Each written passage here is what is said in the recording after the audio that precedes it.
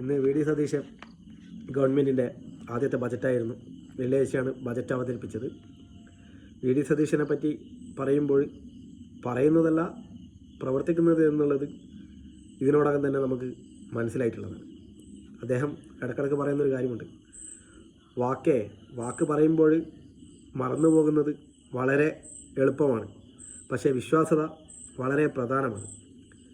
രായ്ക്ക് രാമാനം എപ്പോഴും ഈ ഒരു മുദ്രാവാക്യം മാധ്യമങ്ങളോട് പറഞ്ഞ വി ഡി സതീശൻ ബജറ്റ് അവതരിപ്പിക്കുമ്പോൾ ഈ ഒരു മുദ്രാവാക്യത്തോട് മിനിമം നീതി പുലർത്തണമായിരുന്നു. ആശമാർക്ക് നിങ്ങൾ 21,000 രൂപ ഹോണറേറിയം കൊടുക്കുമെന്ന് പറഞ്ഞ് ബജറ്റ് അവതരിപ്പിക്കുമ്പോൾ ഒരു ചില്ലിക്കാശ് വർദ്ധിപ്പിച്ചു കൊടുത്തോ? കൊടുക്കില്ല. നിങ്ങളുടെ പ്രഖ്യാപനങ്ങൾ വേറെ, നിങ്ങളുടെ പ്രവർത്തികൾ വേറെ. ക്ഷേമ പെൻഷൻ 2,500 രൂപയാക്കുമെന്ന് പറഞ്ഞിട്ടാണ് നിങ്ങൾ മാധ്യമങ്ങൾക്ക് മുമ്പിലും ജനങ്ങൾക്ക് മുമ്പിലും നടന്നു കളിച്ചത്. 2,000-ൽ നിന്ന് 1 രൂപ നിങ്ങൾ വർദ്ധിപ്പിച്ചോ? പിണറായി വിജയൻ ഗവൺമെൻറ്റിൻ്റെ 2,000 രൂപ ക്ഷേമ പെൻഷൻ നൽകുന്നതിൽ നിന്ന് 1 രൂപ നിങ്ങൾ അധികമായി വർദ്ധിപ്പിച്ചോ? നിങ്ങൾക്ക് നടക്കില്ല എന്നുള്ളത് ഇവിടുത്തെ പൊതുജനങ്ങൾക്കെല്ലാം അറിയാം. ബജറ്റിനെ നമ്മൾ വിലയിരുത്തുമ്പോൾ എന്താണ് നമുക്ക് മനസ്സിലാകുന്നത്? പ്രത്യേകിച്ച് വരുമാനം കണ്ടെത്തുന്നതിലോ അല്ലെങ്കിൽ വരുമാനം ഉയർത്തുന്നതിലോ ഒരു വ്യക്തതയുമില്ലാത്ത ഒരു വൺ ലൈൻ ബജറ്റായിട്ടാണ് ഈ ബജറ്റിനെ വിലയിരുത്തുന്നത്. പറഞ്ഞങ്ങ് പോവുകയാണ് ചെയ്തത്. നമ്മൾ ചില ആളുകളുണ്ടാവില്ല, കുട്ടികൾ പുസ്തകം വായിക്കുമ്പോഴാണ് അതുപോലെയാണ് ഇന്നത്തെ ബജറ്റ് ഉണ്ടായിട്ടുള്ളത്. ആ ബജറ്റിൽ എങ്ങനെ വരുമാനം കണ്ടെത്തുമെന്നോ വരുമാനം ഏതൊക്കെ രീതിയിൽ വർദ്ധിപ്പിക്കുമെന്നോ ഒരു കൃത്യമായ ഒരു ധാരണയില്ലാത്ത മുമ്പത്തെ LDF ഗവൺമെൻറ്റിൻ്റെ പല പദ്ധതികളും, ലൈഫ് മിഷൻ, കിഫ്ബി പോലുള്ള പദ്ധതികൾ നിങ്ങൾ അധികാരത്തിലെത്തിക്കഴിഞ്ഞാൽ ഇല്ലാതാക്കുമെന്ന് പറഞ്ഞ് നിങ്ങൾക്ക് പകരം ഒരു ബദൽ സംവിധാനം കൊണ്ടുവരാൻ പറ്റുന്നില്ല. ഇവിടെ ലീഗുകാർക്കും കോൺഗ്രസ്സുകാർക്കും എല്ലാം കമ്മീഷൻ ഉണ്ടാക്കാൻ വേണ്ടി പണ്ടത്തെ പോലെ വർക്കുകളെല്ലാം PWDക്ക് കൊടുത്ത് അവരുടേതെല്ലാം കീശ വീർപ്പിക്കുന്നതിന് വേണ്ടിയിട്ടുള്ള പ്രഖ്യാപനങ്ങളാണ് നടന്നിട്ടുള്ളത്. വയനാട്ടിലെ ജനങ്ങൾ ഏറ്റവും വലിയ രീതിയിൽ ആഗ്രഹിച്ച തുരങ്കപാത, ഇനി എന്താകും അതിൻ്റെ അവസ്ഥ? തുരങ്കപാതക്ക് ഏതൊക്കെ രീതിയിലുള്ള ഫണ്ടാണ് ബജറ്റിൽ മാറ്റിവെച്ചിട്ടുള്ളത്? എല്ലാ മേഖലയും പരിശോധിക്കുമ്പോൾ KSRTC പോലുള്ള മേഖലയിൽ സർക്കാർ സാമ്പത്തിക നഷ്ടം കുറക്കുമെന്ന് പറഞ്ഞു. പബ്ലിക് ബസ് യൂണിയൻ്റെ അല്ലെങ്കിൽ ബസ് മേഖലയുടെ അവസ്ഥ എന്താണ്? അതിൻ്റെ ടാക്സ് 50% കുറച്ചു. അതുകൊണ്ട് അവർക്ക് എന്തെങ്കിലും കാര്യമുണ്ടായിട്ടുണ്ടോ? ഈയിടെയായി 10 രൂപയിൽ പരം വരുന്ന ഇന്ധന വില വർധനവ് ആ മേഖലയിൽ വലിയ രീതിയിലുള്ള പ്രതിസന്ധിയാണ് സൃഷ്ടിച്ചത്. പഠിച്ചിട്ട് പ്രവർത്തികൾ ചെയ്യുമെന്ന് പറഞ്ഞ വി ഡി സതീശൻ ഇതുവരെ പഠിച്ചിട്ട് അതിൻ്റെ മേലെ ഒരു നികുതി ഇളവും പ്രഖ്യാപിച്ചിട്ടില്ലല്ലോ. ബജറ്റ് വരുമ്പോൾ കേരളം ഒട്ടനവധി ക്ഷേമപ്രവർത്തനങ്ങളും എല്ലാം തന്നെ നിങ്ങളിൽ നിന്നും പ്രതീക്ഷിച്ചു. ഞങ്ങൾക്കുറപ്പുണ്ട്, നിങ്ങളെപ്പോലുള്ള സ്വകാര്യവൽക്കരണം മാത്രം നടത്താൻ വേണ്ടി രാവെന്നോ പകലെന്നോ ഇല്ലാതെ പ്രവർത്തിക്കുന്ന ഗവൺമെൻറ് ജനങ്ങളെ ചേർത്ത് പിടിക്കുന്ന ഒരു പ്രഖ്യാപനവും നടത്തില്ല. എറണാകുളത്ത് ഏറ്റവും മികച്ച ഒരു ക്യാൻസർ കേന്ദ്രം ഒരുക്കി പൂർത്തീകരിച്ച് നിൽക്കുമ്പോൾ ഒരു 350 കോടി അല്ലെങ്കിൽ ഒരു 300 കോടിയും കൂടിയും നൽകി അതിൽ മികച്ച രീതിയിലുള്ള ഉപകരണങ്ങൾ വാങ്ങിക്കഴിഞ്ഞാൽ ഇന്ത്യയിലെ തന്നെ മികച്ച രീതിയിലുള്ള ഒരു ക്യാൻസർ ആരോഗ്യ കേന്ദ്രം എറണാകുളത്തുണ്ടാവും. അവിടെയാണ് നിങ്ങൾ മലബാർ മേഖലയിൽ പ്രത്യേകം ക്യാൻസർ കേന്ദ്രങ്ങൾ ഉണ്ടാക്കുന്നത്. ദീർഘവീക്ഷണമില്ലാതെ പ്രഖ്യാപനങ്ങൾ നടത്തുക. കേരളത്തെ 20 കൊല്ലം മുന്നിലേക്ക് എത്തിക്കാൻ വേണ്ടിയിട്ടാണ് നിങ്ങൾ വരുന്നത് എന്നാണ് മാധ്യമങ്ങളോട് ഇന്ന് പറഞ്ഞത്. 5 വർഷം കൊണ്ട് ഇവിടുത്തെ യുവജനങ്ങൾക്ക് എന്ത് തൊഴിൽ നൽകാൻ കഴിയുമെന്നുള്ളത് പ്രഖ്യാപിക്കാൻ കഴിയാതെ മാധ്യമങ്ങളോട് ചോദിക്കുകയാണ്. ഇവിടെ BTech MTech എല്ലാം പഠിച്ച ആളുകൾക്ക് എവിടെ നിന്നാണ് തൊഴിൽ നൽകാൻ? LDF സർക്കാരിൻ്റെ കാലഘട്ടങ്ങളിൽ കമ്പനികൾ കേരളത്തിൽ വന്നിട്ടുണ്ട് എന്നുള്ളത് നിങ്ങൾ മറന്നുപോയി.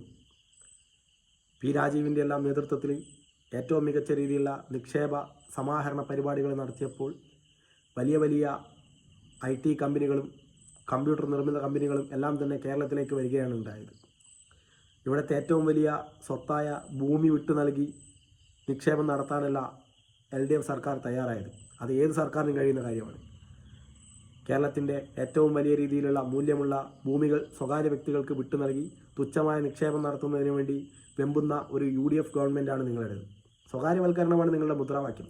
അത് നിങ്ങൾ പണ്ടേ പ്രഖ്യാപിച്ചതാണ്. നിങ്ങൾ പ്രവർത്തിക്കുന്നതും നിങ്ങൾ ഇടപെടുന്നതുമെല്ലാം കുത്തക മുതലാളിക്ക് വേണ്ടിയിട്ടാണ്.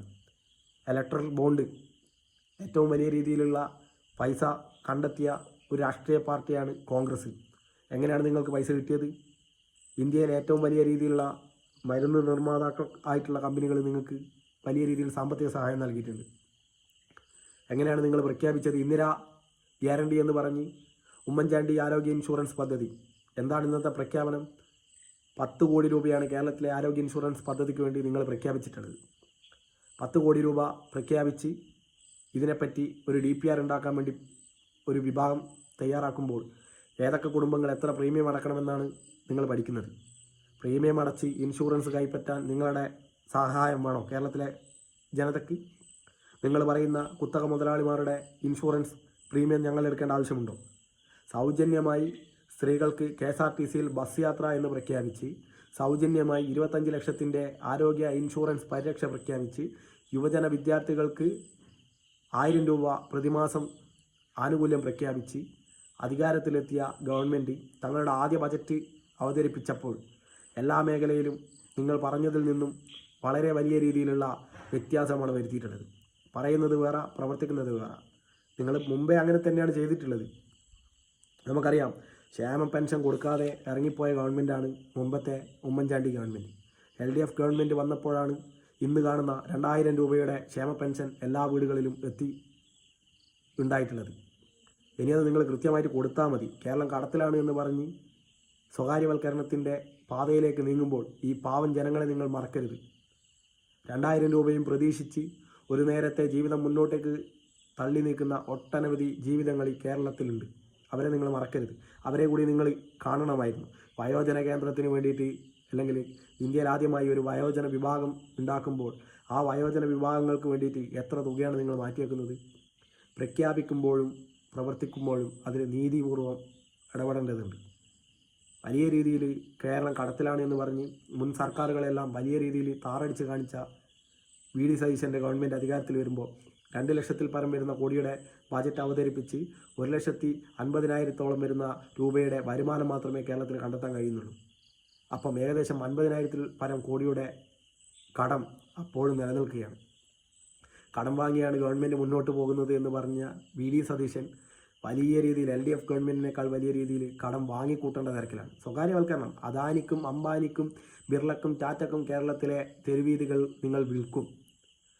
സർക്കാരിൻ്റെ ഭൂമികൾ, കണ്ണായ സ്ഥലത്തുള്ള എല്ലാ ഭൂമികളും നിങ്ങൾ സ്വകാര്യവൽക്കരിക്കും. നിങ്ങളുടെ നയം അതാണല്ലോ.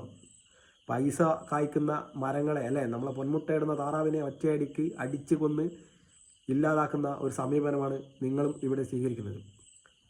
ഇതിനെ ശക്തമായ രീതിയിൽ യുവജനങ്ങളും ഇടതുപക്ഷവും എതിർക്കും. സ്വകാര്യവൽക്കരണത്തിൻ്റെ പേര് പറഞ്ഞ് കേരളത്തിലെ പൊതുമേഖലാ സ്ഥാപനങ്ങളെ വിറ്റഴിക്കുന്നതിനും ഇല്ലാതാക്കുന്നതിനും വേണ്ടി ശ്രമിക്കുന്ന UDFൻ്റെ സ്വകാര്യവൽക്കരണ നയത്തിനെതിരെ ശക്തമായ രീതിയിലുള്ള പ്രതിഷേധ പ്രകടനങ്ങളുണ്ടാവും. യുവജനങ്ങളെ പാടെ അവഗണിക്കുന്ന ബജറ്റാണ് നിങ്ങൾ ഇപ്രാവശ്യം അവതരിപ്പിച്ചത്. വിദ്യാർത്ഥികൾക്ക് 1000 രൂപ പ്രതിമാസം നൽകുമെന്ന് പറഞ്ഞ് അതിൽ യാതൊരു വിധത്തിലുള്ള പ്രഖ്യാപനങ്ങളും ഉണ്ടായിട്ടില്ല. യുവജന വിഭാഗത്തിലുള്ള ആളുകൾക്ക് തൊഴിൽ കണ്ടെത്തുന്നതിനും സംരംഭം തുടങ്ങുന്നതിനും അവരുടെ സ്വപ്നങ്ങൾ യാഥാർത്ഥ്യമാക്കുന്നതിനും വേണ്ടി നിങ്ങൾ വലിയ രീതിയിലുള്ള പ്രഖ്യാപനങ്ങൾ ഈ ബജറ്റിൽ ഉണ്ടായിട്ടില്ല. LDF സർക്കാർ പ്രഖ്യാപിച്ചതുപോലുള്ള ഏറ്റവും വലിയ രീതിയിലുള്ള വ്യവസായ സൗഹൃദമായിട്ടുള്ള അന്തരീക്ഷം ഒരുക്കുന്നതിന് വേണ്ടിയിട്ടുള്ള യാതൊരു പ്രഖ്യാപനവും നിങ്ങൾക്ക് നടത്താൻ കഴിഞ്ഞിട്ടില്ല. പൂക്കി മുഖ്യമന്ത്രിയായി മാധ്യമങ്ങൾക്ക് മുന്നിൽ ചിരിച്ച് ഇളിച്ചു നിൽക്കുമ്പോൾ കേരള സമൂഹം നിങ്ങളുടെ കഴിവുകേടിനെ കണ്ടെത്തുക തന്നെ ചെയ്യും. നിങ്ങൾ പ്രഖ്യാപിച്ചിട്ടുള്ള എല്ലാ പ്രവർത്തനങ്ങളും പൊള്ളയായ വാഗ്ദാനങ്ങൾ മാത്രമാണ്. എന്താ പറയണ്ടേ, നമ്മളുടെ കിഫ്ബി പദ്ധതിയും ലൈഫ് പദ്ധതിയും ഇല്ലാതാക്കിയിട്ട് അതിന് പകരം എന്താണ് നിങ്ങൾ കൊണ്ടുവരുന്നത്? ഇവിടെ പാവപ്പെട്ട വീടെന്ന സ്വപ്നം പോലും യാഥാർത്ഥ്യമാക്കാൻ കഴിയില്ല എന്ന് വീടിൻ്റെ സ്വപ്നത്തെ എന്നേക്കുമായി മറന്ന ഒരു വിഭാഗം ആളുകൾക്ക് 5 ലക്ഷത്തിൽ പരം വീടുകൾ നൽകിയ ഒരു ഗവൺമെൻറ്റായിരുന്നു LDF ഗവൺമെൻറ്. ആ പദ്ധതിയെ ഇല്ലാതാക്കി ഇനി നിങ്ങൾക്ക് വീട് തന്നെ കിട്ടില്ല എന്നുള്ള രീതിയിലേക്ക് മാറ്റപ്പെട്ടു. കിഫ്ബി പദ്ധതിയെ ഇല്ലാതാക്കി. കിഫ്ബി പദ്ധതിയെ ഇല്ലാതാക്കുന്നത് കൂടി നിങ്ങൾ എന്താണ് ഉദ്ദേശിക്കുന്നത്? PWDക്ക് വർക്ക് കൊടുത്ത് പണ്ടത്തെ പോലെ മലപ്പുറത്തും മറ്റ് സ്ഥലങ്ങളിലുമെല്ലാം വലിയ രീതിയിൽ അഴിമതി ഉണ്ടാക്കുന്നതിന് വേണ്ടിയിട്ടല്ലേ നിങ്ങൾ ശ്രമിക്കുന്നത്?